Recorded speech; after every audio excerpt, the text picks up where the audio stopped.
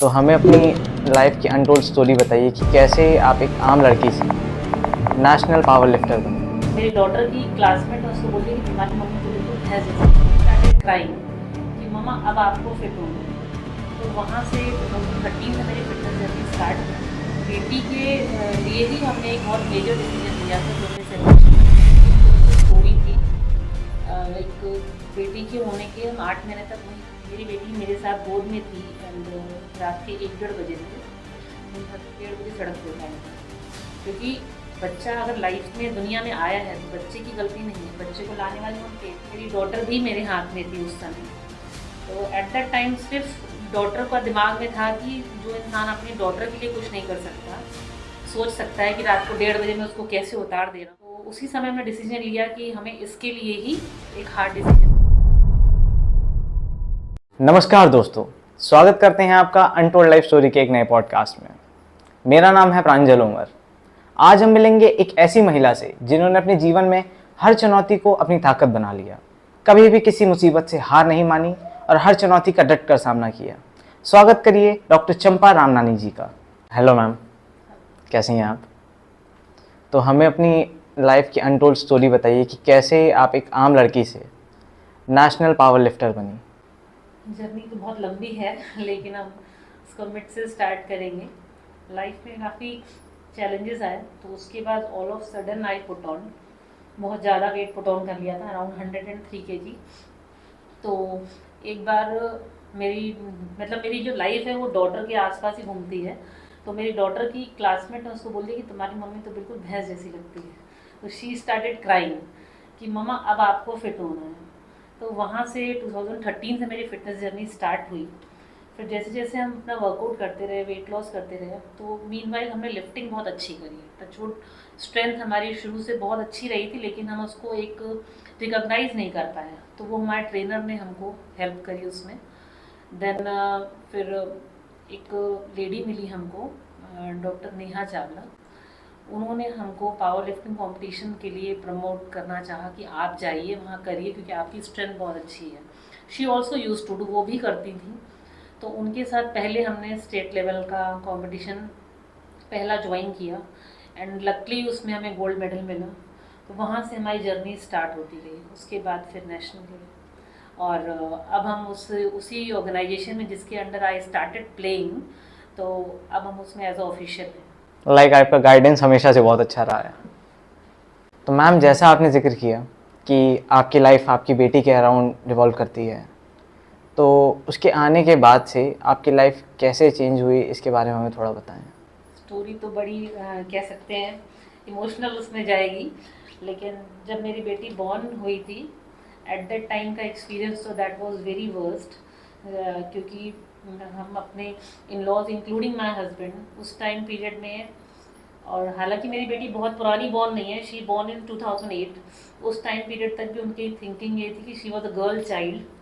तो because of that वहाँ से मेरा जो मेन संघर्ष था लाइफ का वो शुरू हो गया था।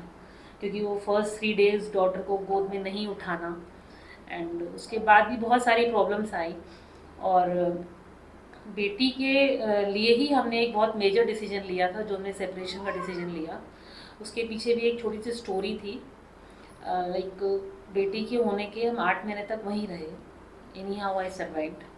लेकिन when she was running in 9 month, जो मेरी बेटी थी, तो मेरी बेटी मेरे साथ गोद में थी एंड रात के 1-1:30 बजे थे। मेरे हस्बैंड ने मुझे, मेरी शादी यहाँ नहीं हुई थी, दूसरी सिटी में हुई थी, रात को मुझे 1:30 बजे सड़क पे उतार दिया। एंड मेरी डॉटर भी मेरे हाथ में थी उस समय।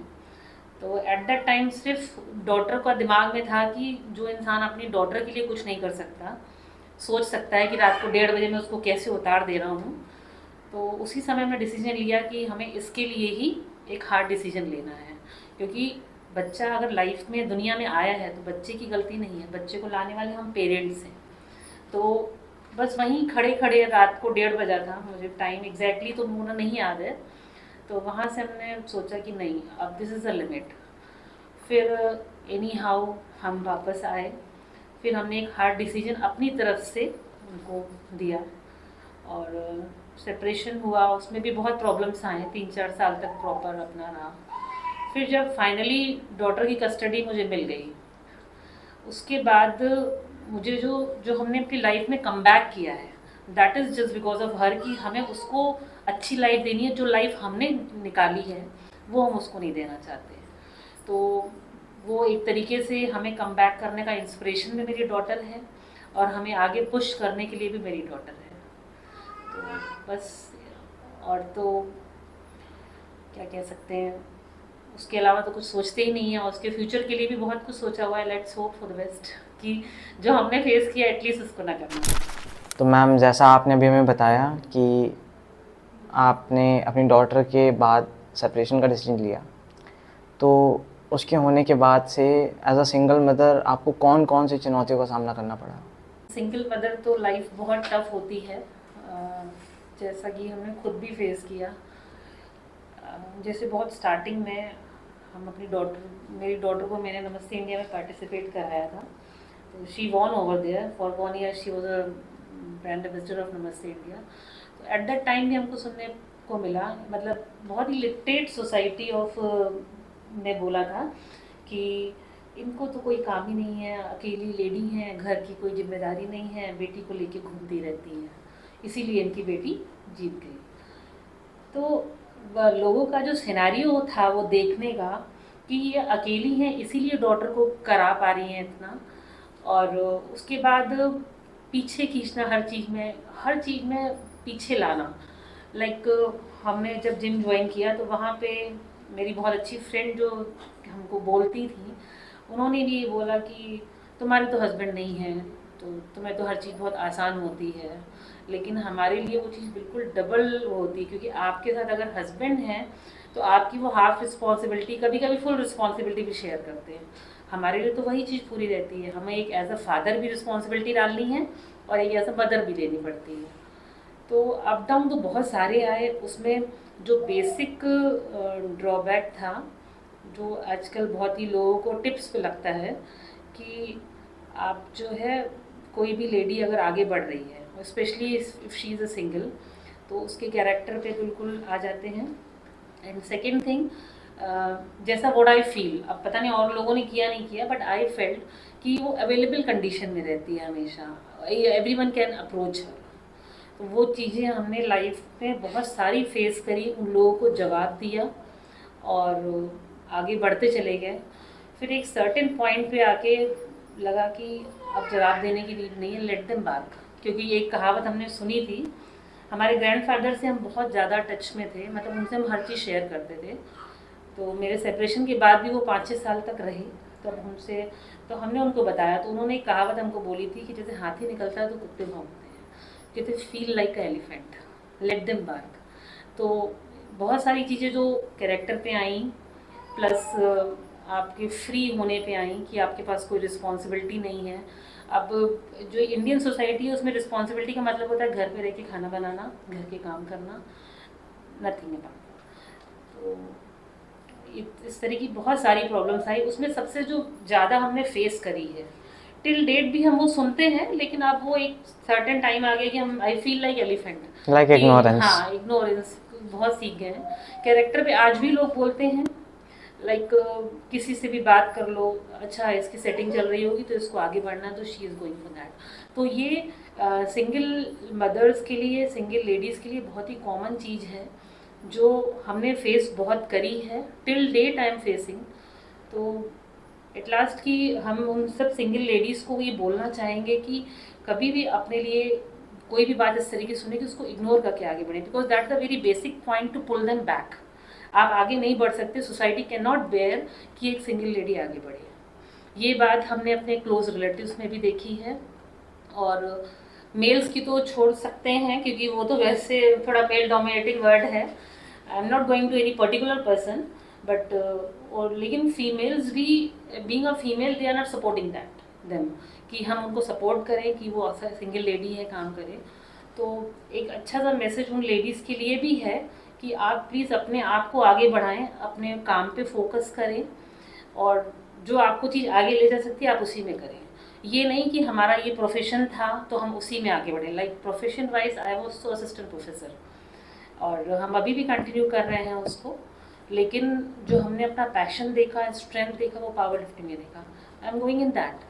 तो उसमें भी आप अपने आप को उसी फील्ड में ले जाएं कि जिसमें आपका पैशन हो, प्लस आपकी बेसिक नीड्स भी पूरी हो रही हो, क्योंकि to be very frank, single mother अगर अर्न नहीं करेगी तो that is not good for her. सब कहते हैं लेकिन no one is there for in that reason. तो मैम, पावर लिफ्टिंग में स्टेट और नेशनल लेवल के कॉम्पिटिशन्स जीतने का आपका अनुभव कैसा रहा और इनसे आपको क्या क्या अचीवमेंट्स मिले? एक्सपीरियंस तो बहुत अच्छा रहा, क्योंकि जैसा कि हमने पहले भी बताया था कि मेरा जो ये प्रोफेशन ये नहीं था, अपार्ट फ्रॉम दैट एक पैशन के इस पे हमने स्टार्ट किया, तो बहुत अच्छे से स्टार्ट किया। इसमें हमको बहुत ज़्यादा स्ट्रगल नहीं करना पड़ा। इसमें ये कहेंगे कि स्ट्रेंथ हमारी गॉड गिफ्टेड रही, क्योंकि स्ट्रेंथ हमको बचपन से ही मेरी अच्छी रही थी, लेकिन ये उसको प्रॉपर वे में, प्रॉपर चैनल पे यूटिलाइज नहीं हो पा रही थी। तो जब हमने स्टेट लेवल जीता, उसके बाद मतलब हमारी एज में आई क्रॉस, उस समय भी जब हमने स्टेट खेला था 40 प्लस थे, आई जस्ट क्रॉस 40। तो उस एज में कानपुर में बहुत कम लेडीज़ थी जो पावर लिफ्टिंग करती थी। At that time I was very well known face कि ये जो मैम है इतना वेट उठाती है। और उसके बाद फिर नेशनल हम जमशेदपुर गए थे, वहाँ पे लिया। वहाँ पे तो पूरे ऑल ओवर इंडिया से लेडीज़ आई थी, तो कंपटीशन बहुत अच्छा था। लेकिन भी एक सेल्फ रिकग्नाइजेशन तो मिली थी वहाँ पे, क्योंकि वहाँ पे भी हमने अपनी कैटेगरी में गोल्ड मेडल ही जीता था। और उसकी वहाँ से आने के बाद जैसे नहीं होता है कि एक स्टेयर बन गई थी कि हम मतलब बनी बनाई हमको गॉड गिफ्टेड स्टेयर, लीनिएंट होगा आपके लिए, सब कुछ इजी हो गया। उसके बाद पावर लिफ्टिंग एसोसिएशन में एक इंटरनेशनल प्लेयर हैं, हालांकि वो पावर लिफ्टिंग के नहीं हैं, हैंडबॉल के हैं, डॉक्टर रजत आदित्य दीक्षित। उन्होंने जब देखा तो उन्होंने पावर लिफ्टिंग एसोसिएशन में बोला कि if she is a lady, मतलब इस एज में आके वो कर रही हैं, तो आप उनको अपनी एसोसिएशन में क्यों नहीं कराते हैं। तो उन्होंने हमको अपनी एसोसिएशन में, कानपुर पावर लिफ्टिंग एसोसिएशन में as a joint secretary appoint किया। एंड टिल डेट, इस बात को 3 साल हो गए हैं, और till date I am the only official in that committee. तो मेरे लिए एक सेल्फ अचीवमेंट है कि इतनी बड़ी मेल्स कमेटी में आई एम द ओनली फीमेल जो वहाँ पे ऑफिशियल है। अब इन फ्यूचर कोई आए तो आई डोंट नो, लेकिन 4 साल से आई am the only single lady जो वहाँ पे राज कर रही हैं एज अ फीमेल ऑफिशियल। तो हमारे लिए एक अच्छे अचीवमेंट है, और होप कि अब हम यूपी लेवल में भी जाएं।